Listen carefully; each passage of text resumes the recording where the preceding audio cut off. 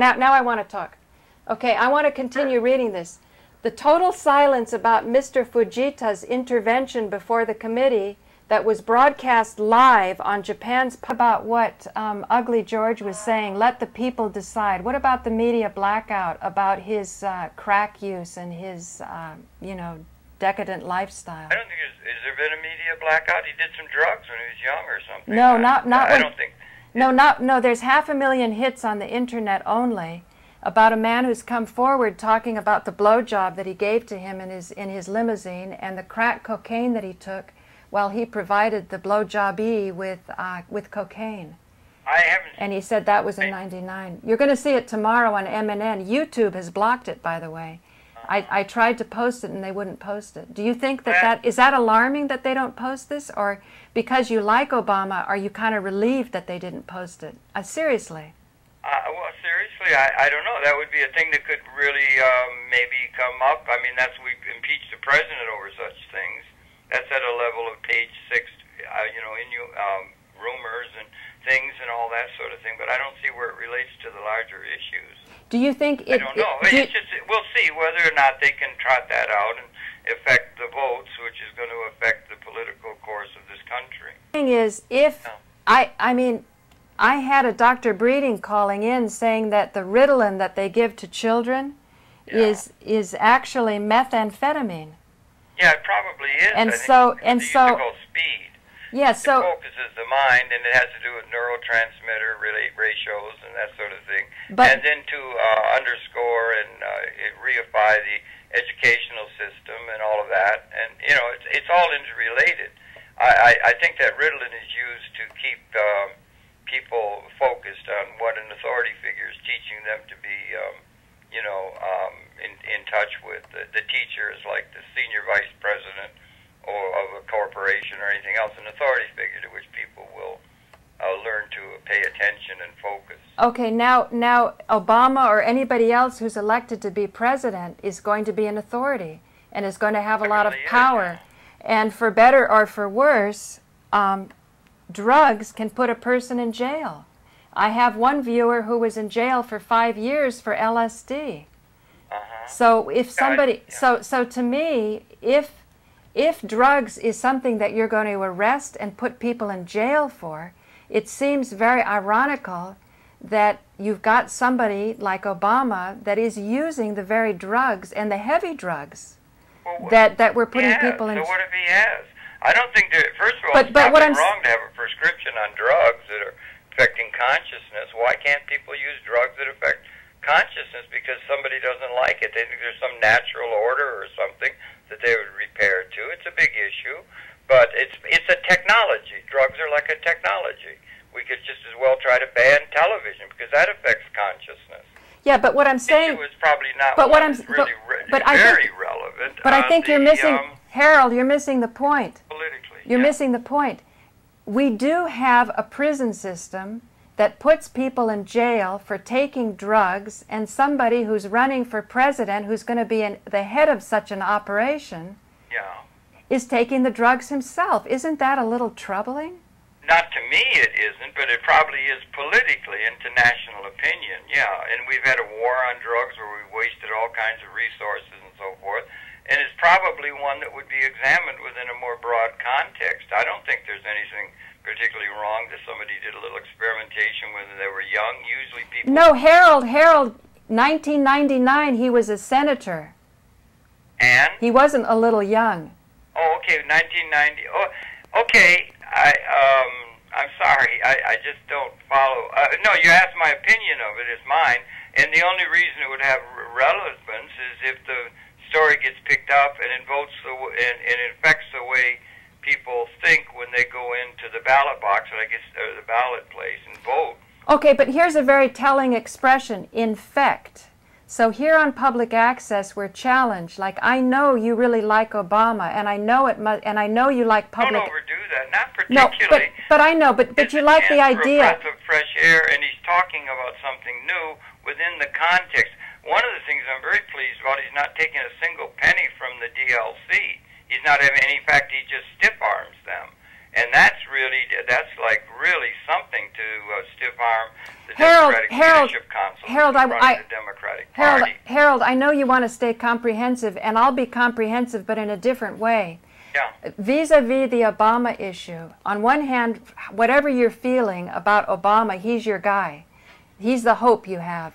Now, if public... No, don't do that. The hope I have is Buckminster Fuller.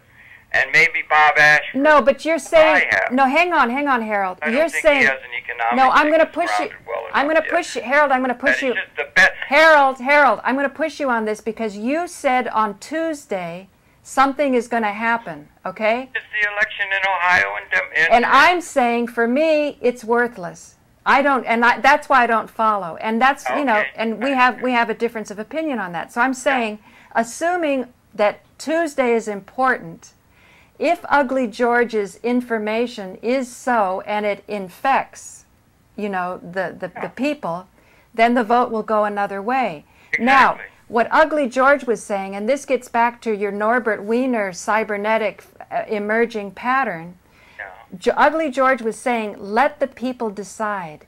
Now, when you do produce shows, you have an agenda. Each one of us has something in our heart which we feel is the true thing, right? So, I guess so. Yeah. So isn't it a little painful to you that tomorrow Ugly George is going to come on my show and he is going to pull up off the internet the picture of the man who had oral sex with Obama in his limo in 1999? Doesn't that... That's likely to... It might very well affect things, yeah. No, you. I want to know how it affects you. It does. You mean that he did... Let's see, there's a rumor that he did this, and that might affect... The election I can understand, but what you're asking me, does it affect me that he did drugs and that he had, what, oral sex with a man? Is that what you're saying? No. Does it make you feel sorry that public access is going to be used tomorrow on my show for a guy like Ugly George saying things like this? Not at all. Put it out there and then see what happens. Right. I mean, I don't think it's very, in a larger context, I don't think it's relevant, but that doesn't mean there aren't a lot of things that affect an election or a process, political process, but to have an open source kind of way of having things done, so all kinds of things get out. That's why the internet is so good, because people can put out a lot of things. Now, one of the things you do is there's going to be things put out there that are maybe are true, maybe aren't. If they are true, maybe it'll affect things. But the ultimate question is what's going to happen in terms of who's going to seize the ability to have control over the political process of one of the three superpowers, the United States. I think it's dwindling in terms of its monolithic capability because you've got it paired off between Europe, it's a different model, and you've got China, a different model. So you've got three superpowers, and the ability of the United States to be overwhelmingly able to control things is diminishing rapidly, particularly after Iraq. Well, that's what that guy was saying, is that the kind of war is unwinnable with conventional weapons. So then you wonder, what are the unconventional It's still ones? part of power. I mean, what is power? How do you get in a position where some people can require or co-opt populations to do certain things, but then it blends into, there's a difference between power where you have, like a president can call out military men with a gun in their hand to stand in the ground and do something and get numbers of people to follow with all the patriotism and all that kind of thing and everything. So they have political power, and then there's economic power, and then beyond that there's influence. So there's an influence where influence is different. You can put out ideas and people can cotton on to them or not, and that's different than power, because you can go and say something to influence consciousness, but it's not translatable except indirectly to those who wield political power. Right?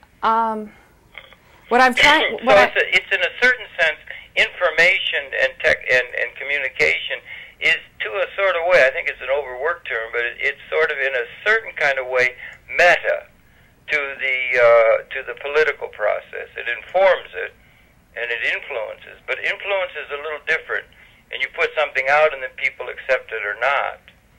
But it's different than having power to require with dire consequences or important consequences to people, their activity in terms of what they do or don't do, or like being able to eat. If you have a way of gaining income from the way the thing is set up. So there's a difference between power and influence also. So George might influence consciousness of enough people to have an effect upon the power structure of this, one of the third parties of the tripartite division of power on the planet now. And it's important in that sense. You know what I want to do is show If I may, it just sounds like it's something that's trotted out right at a crucial moment between, let's say we got 1 week to where this election. What it could do is it could mean, if there's a rise of what they call a movement, it's not just another political, like the Democratic Leadership Council has been running things and everything, and they thought they had everything all wrapped up, and it was a shock that there was this reaction among the American people so effectively by this fellow Barack Obama. And so it's just a phenomenon now. Harold, has Barack Obama told us about the directed energy weapons?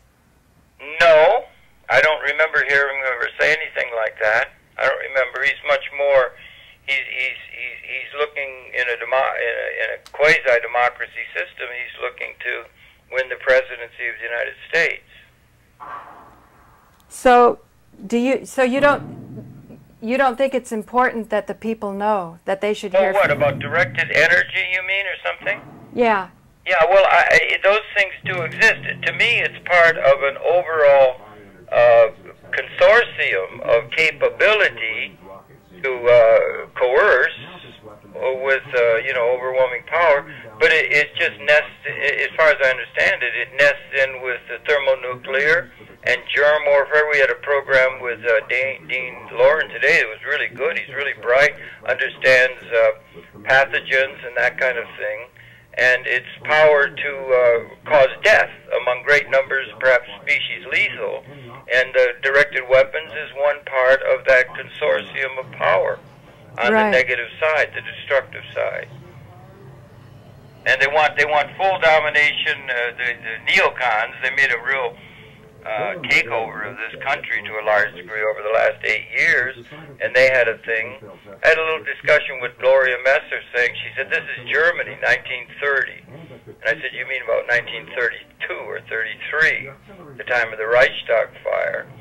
And the difference is that by 1939, Hitler, you could, if you want to make a comparison with our president, Mr. Bush, had 97% approval, full, wholehearted approval by the German people around 1939, 1940, whereas Bush is now a detriment to anything political. And so he's been marginalized as an historic figure. He's probably going to end up being the worst president we ever had. So that's different than Germany. How's that different from Germany?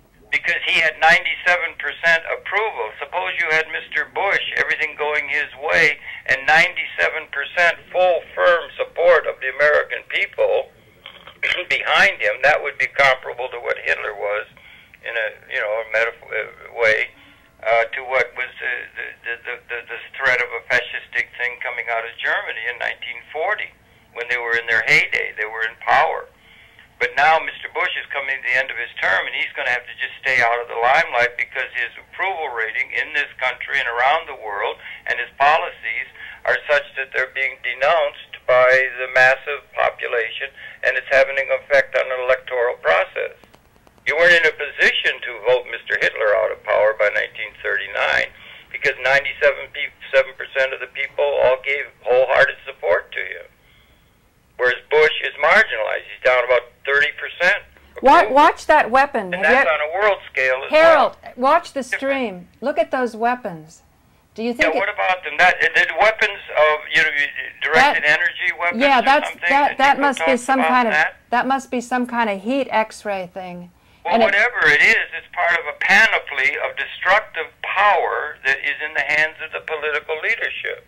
They've also Tactical got high-energy laser test bed. Germ warfare. Let me read it. All kinds of things. buildings. And another thing is directed energy. Maybe they used it to bring down the buildings, so they could implode the buildings and bring them down rather than have to go through I don't know, but it's all part of a collective destructive power in the hands of people who are maybe not, like Mr. Rosenberg says, they don't have a vision of what's required, and there is at least the promise that Mr. Obama is talking about of that vision, or a context that allow that vision to emerge. It seems to me, as I sense it.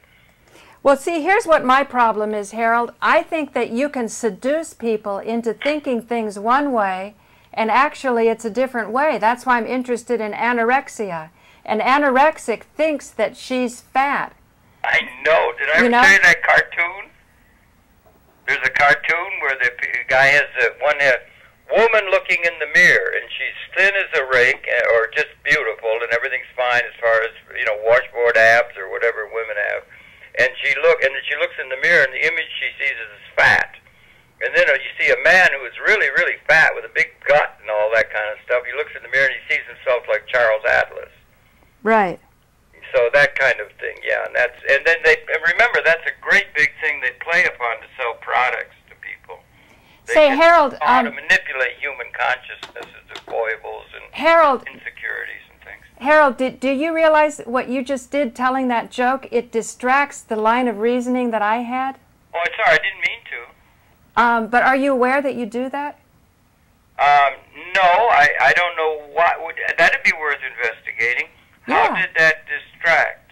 Well, sometimes I feel that if you're paying attention to your guests and you can get enthusiastic what they're trying to present, help them build up their argument, even if you don't agree with them, at least help them substantiate it. Okay, you were saying anorexia was an interesting... I don't even remember what I was saying, to tell you the truth. You were saying anorexia was a big issue. No, but now I'm actually more interested in this, and the reason is because I am so excited about the work that you've done for 40 years. Well, I don't know. Yeah, it goes on, except there's a lot of wrinkles. Boy, I just lost a whole lot of my website because of a server malfunction. That's really disquieting. And yesterday... That's personal. I don't need to go into that. Okay, I don't want you to go into that because it gets boring, and I know you have stuff that's not boring. For example, yesterday I was talking... I need to have my site back. Sorry, go ahead. I'm sorry. Okay. Well, we can go into that too. You're feeling insecure because your site is down. I can understand that. Yeah. Or people lose data, and it's a thing. Although there's encouraging in that because they do have systems. Now, are you familiar? This is practical, and I don't know. You've got a site. You've got sites and all that. You want to guarantee or safeguard them. And this would be a tip to the people who might possibly be listening, is that they've got a new thing, and even the people that represented the hosting company, where I was, what do they call it, the server, and they're hosting your site and everything, they recommended also, and John Kowalski, that great member of our ACAP community, who's very knowledgeable, only discovered it who gave me the stream. Ago. Yay, John. Yeah, yay, John, indeed. He was up helping Josh Walensky and Gloria Messer. I mean, he's great. But anyway, they got a thing called FileZilla. It's a place that is open source and free, and you can safeguard and back up everything you have on a server, dependent on a situation I was in. And so you will, if you do have a problem or an issue where the server that is hosting your site, which your material is on, if you haven't had the wisdom or the knowledge to back it up, they call it, you can do that very easily. And John's gone, and so it's encouraging they have now that without somebody there saying we can. So that the technology is making it possible to avoid pitfalls such as I've encountered. It's not the end. I'll be able to build it up again, but I just thought it. No, I'm mention that FileZilla is a good site and one that people could repair to safeguard things that are out there on a server somewhere.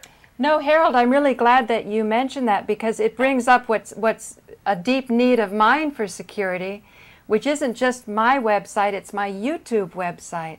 So when I hear about that's a bigger issue. So when I hear about sites that I most care about for research who have become portals of authority that have brought more clarity to this directed energy weapons and World Trade Center and media deception, when they get taken down, my need for security is shattered. Yeah, I can see that. I mean, that's really important. I'm glad the thing you did when there was a copyright claim against something it was launched to get you, and they took a posting down from somebody, and then you got the procedure and the policy statement, or the policy position of a company as big as Google and so forth, that it did come out all right for you, and they reposted it, which is good. It's important to get those policy statements correct, but yeah, that's very no. But I think I think ultimately it's going to require capital ownership. Money talks, and everything else walks. That's what I think. Well, and I think the only reason they bring it back is because they don't want to focalize people too much on the real chink in our armor, which is that we need to go binary, and we're not fast enough. Nico, you know what Nico Haupt told me? That's an issue that even Barack doesn't touch on. So, I know. Nobody touches on that because it's so disruptive. But you, Harold Channer, I will be behind you and help him, to address that, because I know Robert Ashford is ready to go. He's so good. When I sent him an email, he's so meticulous, he's so specific, and he could be such a resource. Now, Nico Haupt, when I was down at the World Trade Center, the Ground Zero, he was telling me, Paula, now that you're putting up this TV fakery, your site may be taken down, all 400 videos. And he said, I want to prepare you because it's like losing a girlfriend. Yeah, that's right. And he said he's been through it 4 times, and he said he should know better, but it still hurts when they take it down. They were over watching the Academy Awards, you know? Thank you for that, Harold, by the way, opening your home up and letting us come over. It's all right and everything, and it was interesting because you brought that up. You were there, and he was there, and when they said they took the site, that fellow that came up to visit you, the heavier set fellow that had that art piece, 41, Gloria, didn't think should be, and all that, but that it's a TV fake. That it's because they're talking about TV fakery that they take it down. It seems to be the pattern because if that's the case, then that's really disturbing. Right. And how would that sit? And then I asked them what reason did they give for taking it down. They just say copy. I don't know what. See, that would go back again into their policy. But that's what I'm saying, Harold. On the level of policy, they'll say because you had 1 minute of a Prince concert. But then how come they let the whole hour of the Prince concert stay up somewhere else on YouTube? That's more easily found as a Prince concert. So that could lead one to think the reason they're taking it down is they think that the information about TV fakery is so subversive that it would disrupt the society. Right. And that it's because of that. That's what people will assume. Very often those things happen because of some policy glitch. It's not directed. It's not it may be, but if it is, that's very disturbing. I don't know what other Harold, even if it was a glitch, I don't see why they would do that. Harold, I just don't understand it.